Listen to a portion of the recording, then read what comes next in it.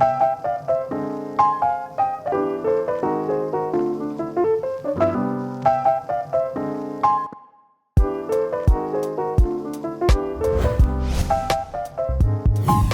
guys, this is ChosenArchitect. As you can see, I am super shinied up. Man, oh man. And I made a new shield. Look at this. That's because we went in raiding today. So it kind of looks like an Enderman. Also kind of withery, which today we are going to be going after the Wither. And it's going to be pretty easy, actually. You may think it's a hard mob, but I'm going to prove to you it's definitely not. Well, the hardest thing about killing the Wither, I guess, is not actually killing the Wither at all. It's getting the materials to kill the Wither, which means Wither skeleton skulls. And so we need to definitely kill some Wither skeletons. And if you remember, when we went to the beautiful Nether, there is a very particular place that they spawn a lot at. And I'm going to need fire protection potions because during the live stream, I did decide to change my armor because as we were raiding and getting elytras, because I ended up getting a couple more elytras, as you can see right here. And we ended up getting a few other things. I got some shulker boxes. That's the main thing I was wanting was shulker boxes. Well, I ended up realizing that, well, my armor is probably not what it needed to be. So I ended up changing these two pieces, just basically re-rolling their enchants, and then reapplying a new set of mending, and then reapplying a new set of feather falling. All of that I did on stream. So if you want to catch that, of course, you can find that at twitch.tv/ChosenArchitect, where I do live stream every Monday, Tuesday, Thursday, and Friday. It's hard to spit that out, but I have been live streaming there. And you can also find me around 10 a.m., starting around 10 to 11 a.m. Central Standard Time, which is when I normally live stream. So if you want to catch that, of course, feel free. So while we're here in the Nether, we can take a gander at this awful bridge that I had to make. This bridge right here leads to our end portal. Of course, if you don't know how to link that, I recommend looking up how to link nether portals to the overworld. You just have to get that coordinate and divide it by 8. As you can see, we do have a little bit of a beast right here. Maybe we can take care of it. Oh, I don't have any arrows, do I? Oh, I should have brought... Well, I only need one arrow. So maybe I can take this guy over here on. Hopefully the skeleton will drop some arrows. There we go. And then we can, boop, get rid of that guy. Also, I haven't gotten any gas tiers, so I wonder if one's just dropped there. Nope, man, it looked like one dropped, but I guess not. Anyways, this right here is the tunnel that we need to use to get to our fortress. And we're going to be spending some time there hunting down skulls. I did bring some strength potions, which are going to be super helpful, and some fire resistance potions. Probably not going to need an elytra. Maybe. I do have it just in case. Probably to like fly away and come back so that way we can get fresh spawns of wither skeletons potentially. But since we do have flying, it does make it a little bit nicer. Having protection on your helmet and these other pieces technically give you a really nice protection on its own. So having our elytra is okay. The setup we had before, it was awful. It is not recommended. It's usually recommended to have at least 3 protection 4s and then 1 of whatever else you may need, but you probably want that on your chest piece considering when you have your elytra on, you probably want max protection. So I know people usually hate this, but I think I'm going to go ahead and take out a couple of these blaze spawners. I'm going to take out this blaze spawner, get rid of it because it's just going to cause more problems when I want this to be less blaze and more wither skeletons. So I've definitely got to get rid of this and probably get rid of that one as well. All right, it's wither skeleton chopping time. All I need is skulls, so this is going to be a lengthy process.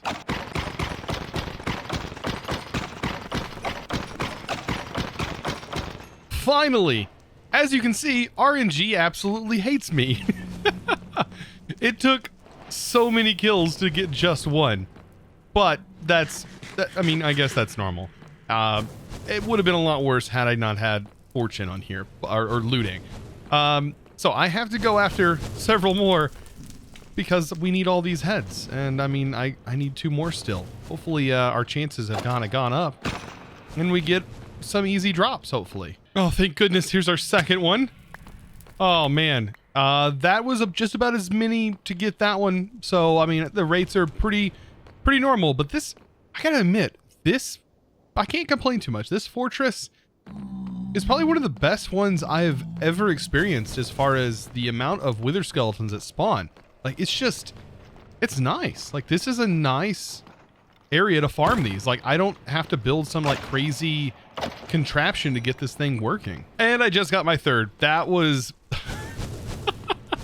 literally right after saying that, I just got the third and just picked it up. I was afraid it was gonna burn. I don't know if they do burn, but we're ready to get out of here. Like, that's all I need. That gets me a beacon basically, and I'm gonna show you how easy it is to do this. Like, we are about to kill, I mean, honestly, there's several ways we could do it. We could use iron golems. I'm gonna go the route of not using an iron golem and go the route of just killing them by hand.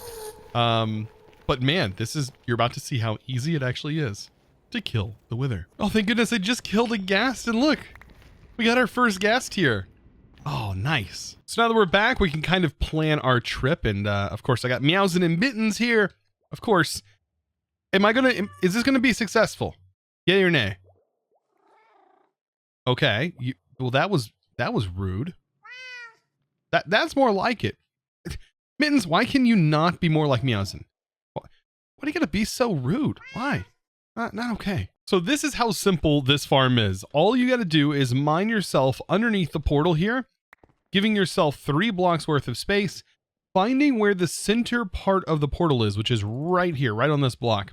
And you can see this block is right here. And we have 2 blocks left of gap. And that's really all you need. I went ahead and placed down some obsidian to just kind of show you the marker place. But this is how the soul sand is going to go. We are going to build a wither laying on its face, basically. This is going to be the actual spawn point. And you can see right here, we have 1 block. And basically the wither's going to get his head stuck up in there. If all else fails, if this does fail, well, I do have a backup plan. I'm going to elytra up and I'm getting out of here. All right. I have my milk just in case. Before, I guess I better leave this on just in case. But anyways, we'll be able to get out of the way and elytra up. But I think we should be fine. Because what should happen is after the explosion, this guy's going to be stuck up here. Like, it's not going to be able to go anywhere. So, as it goes up, I'm going to go ahead and leave. Kind of keep an eye on here just to make sure that he does get stuck. Should explode. And there we go. And we just punch. And Enderman's getting in the way. That's all we got to do. Look at this. Easy as pie.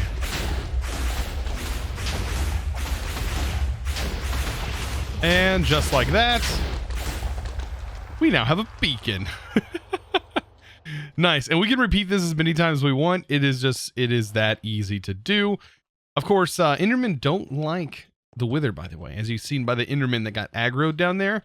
But they're not a good way to kill it. So I don't recommend trying to use Enderman to kill them. Now, Iron Golems, on the other hand, they can somewhat nearly automate this thing. Like, if you have Iron Golems in here, they will actually do all the damage for you, and they can kill it really, really fast. Now that we're back, I mean, let's go ahead and build this beacon, and let's get this thing set up. I think I have enough iron to be able to make a beacon, so we should do this and get it up and running. This is just going to make managing our base so much easier. And later on down the road, we'll probably definitely farm for more beacons, as they are super, super useful.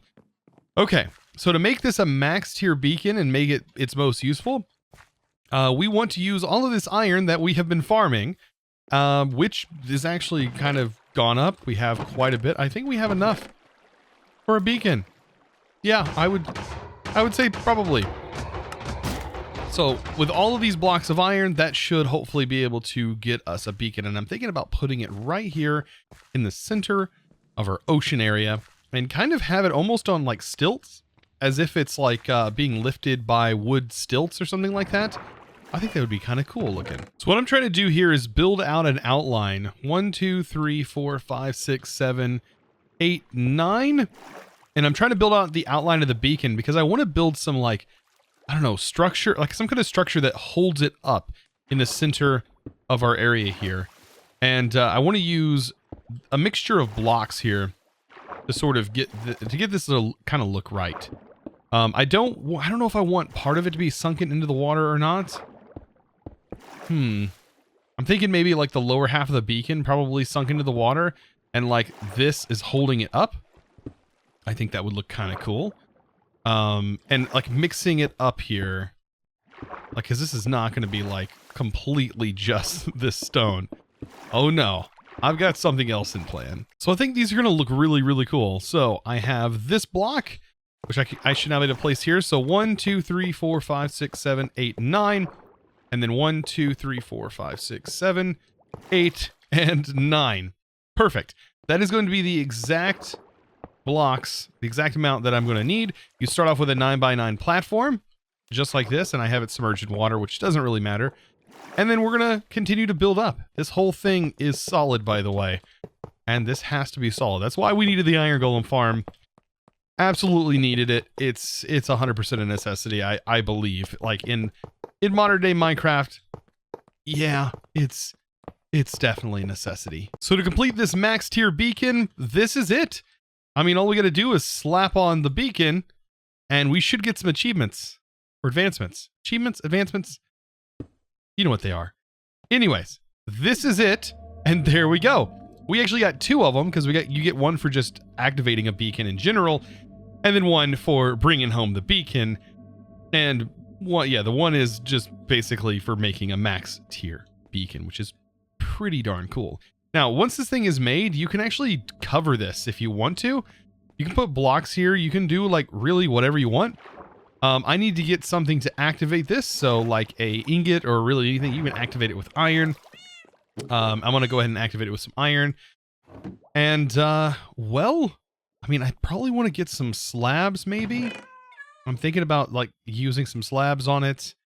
Some different variants here.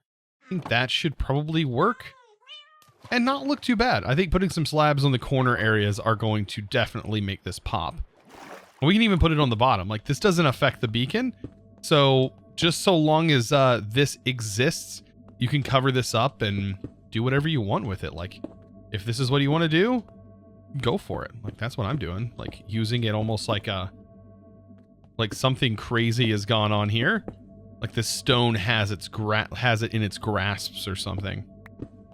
Just pretty cool. Just like decorate it however you feel. Just don't forget to activate this thing by selecting haste, and we can select regeneration. That's fine, but I want haste 2. So this is just going to give us a haste 2 boost, and that's going to give us insta breaking with our pick. So long as we have a good old-fashioned efficiency 5. Oh, this is going to be nice.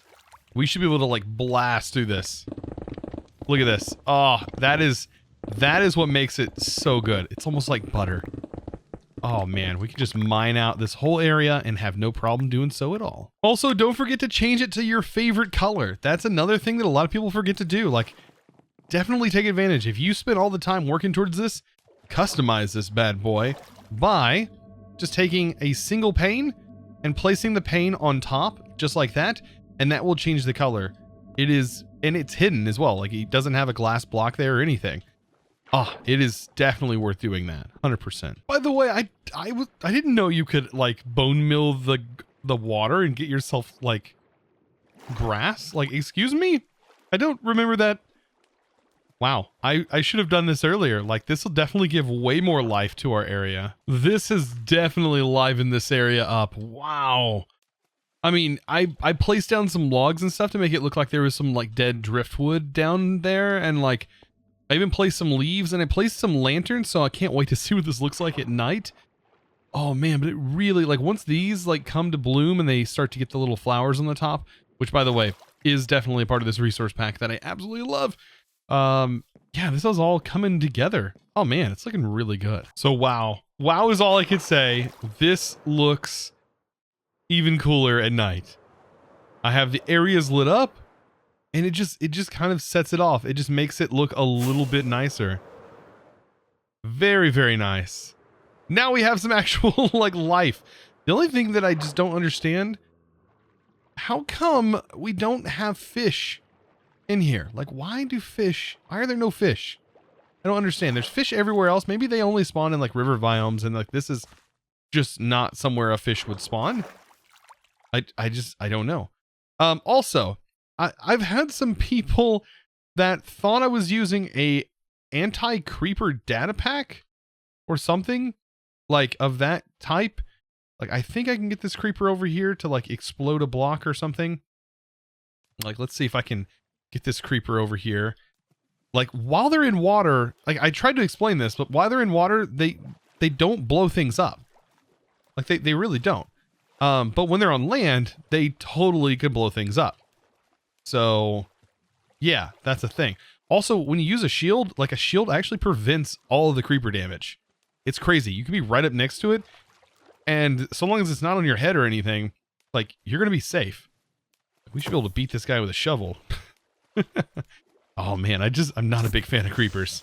Not a big fan of creepers. But yeah, I don't know if I made this very clear. Hey, you see right here, like, yeah, it's in water.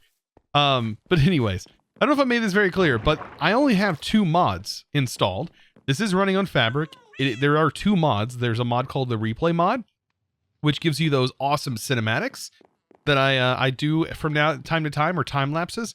And then there's also dynamic sound filters, which give this game a more realistic sound, which just basically, when like a cat purrs, it reverberates off the walls and stuff, and actually gets to me as if it's bouncing off the wall and being reflected on all that cool stuff. So just a thing that I wanted to let you guys know. No data packs. However, I do have a resource pack on that just changes quite a small things. Yeah, anyways, it's linked down in the description below. As always, I want to give a huge shout out to the sponsor of today's video, and that is going to go to a name that I will try my best to pronounce, Elian Scherson. I hope I said that properly. But anyways, I wanted to say a huge thanks for being a Patreon and just supporting me. I really do appreciate it. Supporting me and the content that I make, it really goes a long ways. Like, it really, really does. And I really, really appreciate you guys. Thank you so much for watching this video. If you did enjoy, be sure to click that subscribe button if you haven't already. And also give this video a huge smack on that thumbs up button. I would really appreciate it. Guys, I hope you enjoyed. I'll see you in the next one. And as always, thanks for watching.